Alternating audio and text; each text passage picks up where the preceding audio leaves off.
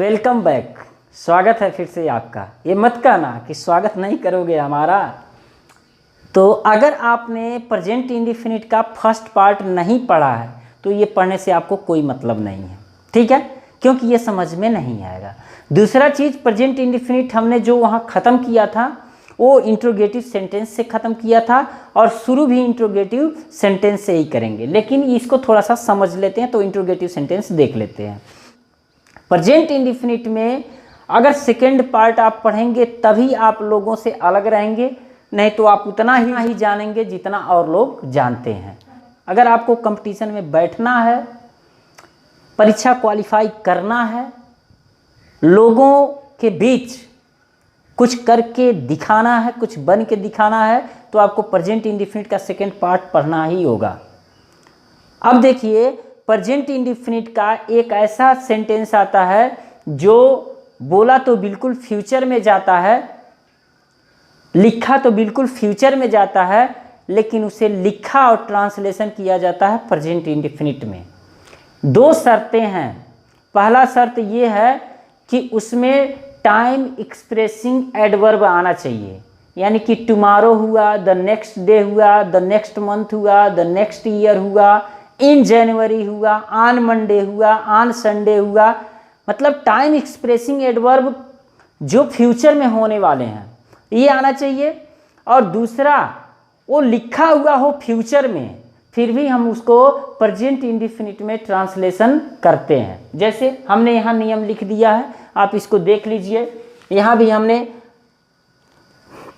Future expressing adverb लिख दिया है, इसको देख लीजिए। अब प्रधानमंत्री कल आएंगे, ये कल की बात है। ये चीज़ें होनी चाहिए कि उसमें फिक्स्ड प्रोग्राम होना चाहिए और फिक्स्ड प्लान होना चाहिए, ठीक है। अब प्रधानमंत्री कल आएंगे, ये फिक्स्ड प्रोग्राम है, तो यह प्रेजेंट इंडेफिनिट में ट्रांसलेट किया जाएगा। तो पीएम यानी कि prime minister comes Agra tomorrow, ठीक है। विद्यालय जुलाई में खुलेगा, तो विद्यालय का मतलब हो गया द स्कूल खुलेगा, यानी कि पुनः अगर हम लगा दें यहाँ पुनः, तो इसको हम रीओपन कर सकते हैं, और अगर केवल खुलेगा तो ओपन ही हो जाएगा। The school reopens. देखिए यहाँ हम यस लगा रहे हैं प्रेजेंट इंडेफिनिट के अकॉर्डिंग। आप पहले के नियम को जानते हैं कि सिंगुलर सब्जेक्ट के साथ वर्ब में यस या यस लगेगा और प्लूरल सब्जेक्ट के साथ वर्ब में यस या यस नहीं लगेगा। तो रीओपेंस इन जुलाई, ठीक है। वह अगले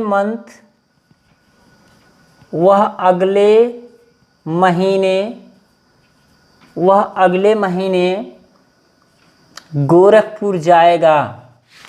वह अगले महीने गोरखपुर जाएगा, यानी कि ही और जाएगा, ये तो फ्यूचर इंडेफिनिट है, श्योर है, लेकिन अगले महीने ये निश्चित है ना, तो ऐसे का ट्रांसलेशन जो है प्रेजेंट इंडेफिनिट में होगा, यानी कि ही गोज टू गोरखपुर, अगले महीने ना, तो हो जाएगा नेक्स्ट मंथ, ठीक है। इसमें कहीं से इफ बट नहीं है, बस आप इसको ध्यान दीजिए, क्योंकि आप कंपटीशन देने जा रहे हैं, आप एग्ज़ाम देने जा रहे हैं, आप स्पोकन इंग्लिश नहीं सीख रहे हैं। स्पोकन इंग्लिश सीखेंगे तो ये सब ज़रूरत ही नहीं पड़ेगा आपको आप ये सीख रहे हैं how to write correct English, how to learn correct English. अब देखिए इस थोड़ा सा जो इंट्रोगेटिव सेंटेंस में राम क्यों विद्यालय जाता है, जब भी कब, कहाँ, कैसे, क्यों, कितना, किधर बीच में हो तो इसकी अंग्रेजी हम सबसे पहले लिखेंगे व्हाई। अब राम सिंगुलर है ना, और ये प्रेजेंट इंडिफिनिट है तो व्हाई के तुरंत बाद डज लिखेंगे। Why does Ram go to school, ठीक है। Why does Ram go to school. कोई भी इंट्रोगेटिव वर्ड जब बीच में होगा तो उसकी अंग्रेजी हम सबसे पहले लिखते हैं। देखिए यहाँ सब के सब इंट्रोगेटिव सेंटेंस हैं। जो इंट्रोगेटिव वर्ड है कहाँ, कब, कितना, कौन सा, ये देखिए ये सब बीच में है ना, तो इसकी अंग्रेजी आप सबसे पहले लिखिए। कहाँ की अंग्रेजी वेयर। अब ये प्रेजेंट इंडिफिनिट है ना, तो प्रेजेंट इंडिफिनिट अब देखिए वह है यह, सॉरी, प्रेजेंट इंडिफिनिट के अकॉर्डिंग इंट्रोगेटिव सेंटेंस में या निगेटिव सेंटेंस में डू या डज का प्रयोग करेंगे। अब यहाँ वह सिंगुलर है, ही सी इट किसी का नाम सिंगुलर है, तो यहाँ आप डज का प्रयोग करेंगे। वेयर डज, अब जाति है यानी कि फेमिनाइन जेंडर है तो शी, ठीक है। वेयर डज सी गो, अब पढ़ने यानी कि टू रीड, इन्फिनिटिव वर्ब है। जब भी वर्ब में ना नी ने आता है तो हम उस वर्ब में टू लगा देते हैं, तो वह नाउन की तरह काम करने लगता है। राजू कब घर आता है, तो कब हम सबसे पहले लिखेंगे व्हेन। अब चूंकि राजू सिंगुलर सब्जेक्ट है और ये प्रेजेंट इंडिफिनिट है तो यहाँ डज का प्रयोग होगा। When does Raju, when does Raju आता है यानी कि कम्स। ये देखिए जो यस आपने लिख दिया, सॉरी हमने जो लिख दिया, ये बहुत बड़ा मिस्टेक है, क्योंकि जब भी डू या डज का प्रयोग होता है ऐसी स्थिति में वर्ब में यस या यस नहीं लगता है। तो when does Raju come to house, come to house, interrogative mark. यहाँ देखिए वह कितना खाता है, कितना खाता है मतलब जब भी वो खाता है तो गिन करके तो खाता नहीं है, तो ऐसे में यहाँ कितना का प्रयोग होगा हाउ मच। अगर ये चीज़ आपको समझ नहीं आ रहा है तो WH फैमिली का जो लेसन है उसको आप देख लीजिए। हाउ मच, अब देखिए हाउ मच के बाद हमें डू या डज की ज़रूरत पड़ेगी। वैसे तो यहाँ चाहिए था, ये एडजेक्टिव के रूप में भी काम करता है, हाउ मच मनी, ठीक है, हाउ मच शुगर, लेकिन यहाँ है नहीं तो हाउ मच। अब यहाँ ता है, ती है, ते हैं के लिए डू या डज का प्रयोग होगा, लेकिन हम डज का प्रयोग इसलिए कर रहे हैं क्योंकि यह सिंगुलर है। तो हाउ मच डज ही ईट, ठीक है। तुम कौन सी पेन पसंद करते हो, तो कौन सी यानी कि विच। अब देखिए कौन सी माने विच हो गया, लेकिन एडजेक्टिव के रूप, यह जो है कौन सी एडजेक्टिव के रूप में काम कर रहा है, पेन नाउन के रूप में काम कर रहा है, तो विच पेन हमको रखना पड़ेगा। क्यों? क्योंकि सब्जेक्ट के रूप में तुम तो है ही, तो विच पेन। अब देखिए ता है, ती है, ते है, प्रेजेंट इंडिफिनिट, तो डू लगाएं कि डज लगाएं, तो यहाँ आप देखेंगे कि तुम है, ये प्लूरल है, प्लूरल के अकॉर्डिंग यहाँ हेल्पिंग और डू का प्रयोग होगा। Which pen do you like, like means होता है पसंद करना। देखिए ये वाला जो फैक्ट है सबसे इम्पॉर्टेंट है।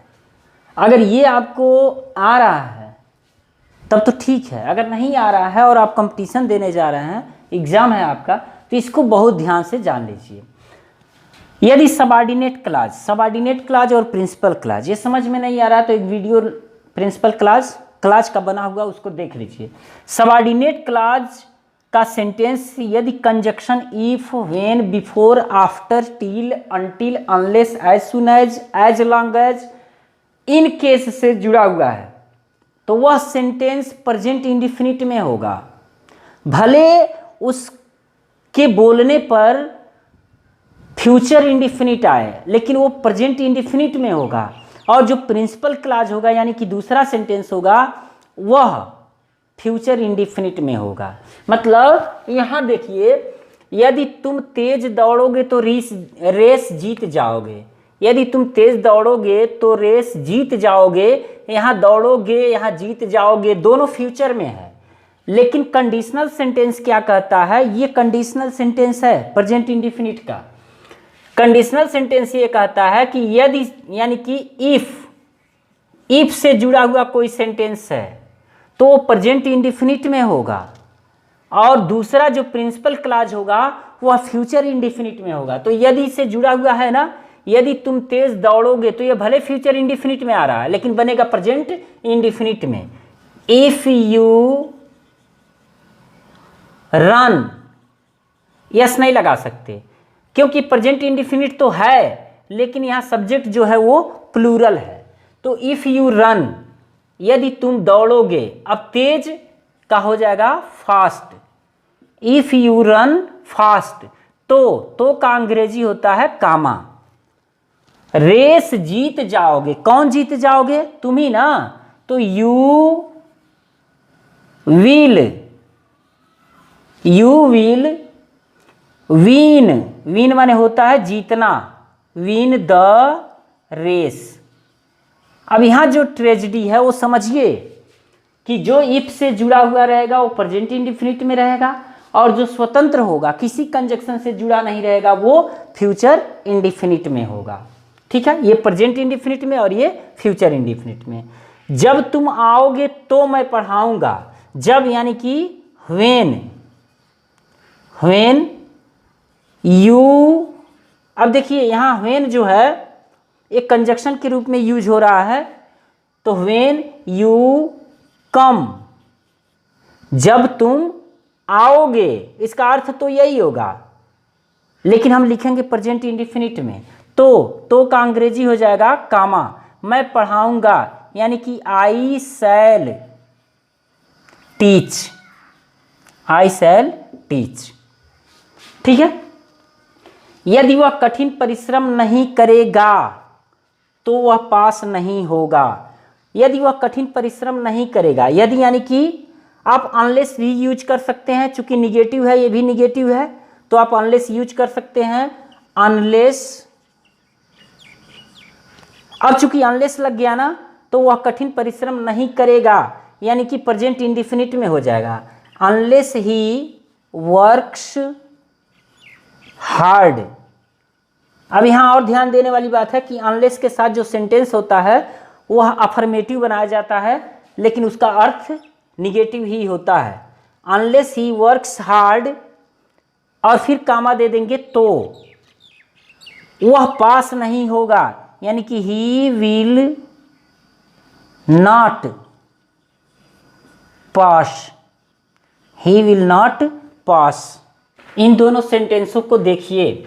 मैं घर नहीं जाऊंगा यदि तुम नहीं आओगे, तो मैं घर नहीं जाऊंगा यानी कि ये देखिए ये अपने आप में स्वतंत्र है, फ्री है, क्योंकि इसके पहले कोई कंजक्शन नहीं लगा हुआ है। चाहे इफ हो, चाहे व्हेन हो, चाहे एज सुन एज हो, चाहे इन केस हो, कोई भी ऐसा कंजक्शन नहीं लगा हुआ है।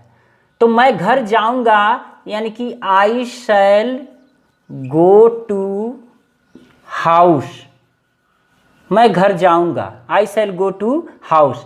यदि यानी कि इफ, अच्छा थोड़ा सा देखिए, I shall not go to house if, अगर इफ लिखते हैं तो फिर निगेटिव सेंटेंस बनाना पड़ेगा, अनलेस लिख देंगे तो निगेटिव सेंटेंस नहीं बनाना पड़ेगा। तो आप चाहे जैसे लिख सकते हैं। इफ यू, अब देखिए यहाँ तो फ्यूचर में हमने लिखा लेकिन यहाँ प्रेजेंट इंडिफिनिट में लिखना होगा। If you do not come, if you do not come. समझ में आया क्यों ऐसा किया गया?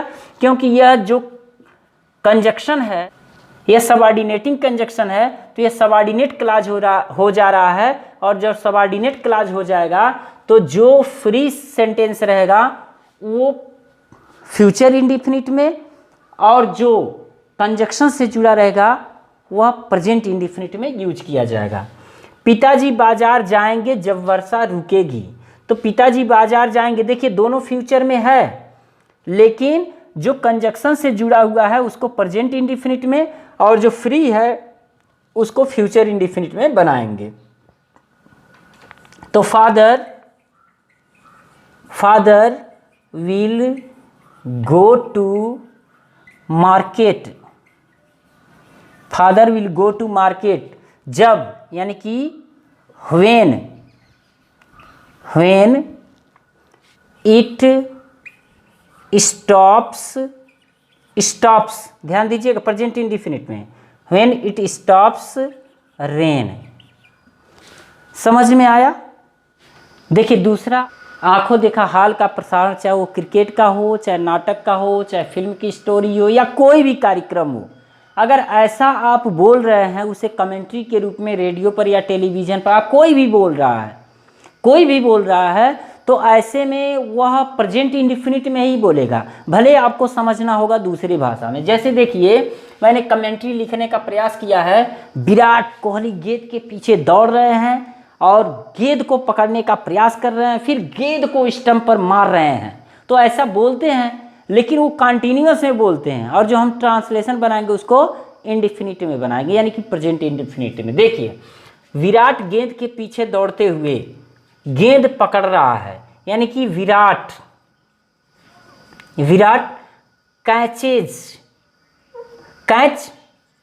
कैच मीन्स होता है पकड़ना, विराट एक ही है, तो catches the ball runs after the ball and stump पर मार रहा है ना, एंड थ्रोज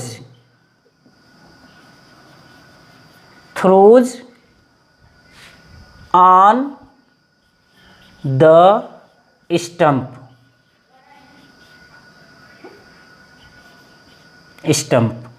दूसरा देखिए, अच्छा इसको देखिए, विराट कैचेज द बॉल, इसका मतलब हो गया विराट गेंद को पकड़ रहा है, रन्स आफ्टर द बॉल गेंद के पीछे पीछे दौड़ रहा है, and throws it the stump, और स्टंप पर मार रहा है। अगर यहीं रहता मारने का प्रयास कर रहा है तो प्रयास यहाँ ट्राइज लिख जाता, ट्राइज हो जाता तो हो जाता। ये भले कंटिन्यूअस में है लेकिन इसको हम प्रेजेंट इंडेफिनिट में बनाते हैं। लो देखो बस जाती है, लो देखो, अगर आप देयर का प्रयोग पढ़े होंगे तो उसमें भी ये एग्जाम्पल दिया गया है, देयर। अब देखिए देयर ये सब्जेक्ट का काम कर रहा है, देयर का प्रयोग यहाँ भी किया जाता है, एक्सक्लेमेटरी जब सेंटेंस रहता है, ये एक्सक्लेमेटरी सेंटेंस में, एक्सक्लेमेटरी सेंटेंस का शुरुआत प्रेजेंट इंडेफिनिट में होता है कब? हियर या देयर से शुरू होने वाले एक्सक्लेमेटरी सेंटेंस प्रेजेंट इंडेफिनिट में ही बनाए जाते हैं। देयर गोज द बस, देखो लो देखो बस जाती है, ठीक है। और हिस्ट्री का कोई पास्ट इवेंट हो, उसको भी जब हम जीवंत रूप में दिखाना चाहते हैं, उसे शो करना चाहते हैं, तो वह भी प्रेजेंट इंडेफिनिट में ही ट्रांसलेशन किया जाता है। जैसे एग्जाम्पल के रूप में अंत में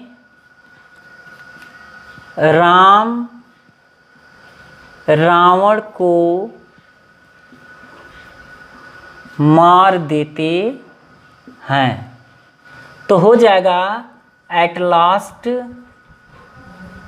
लास्ट राम किल्स रावण।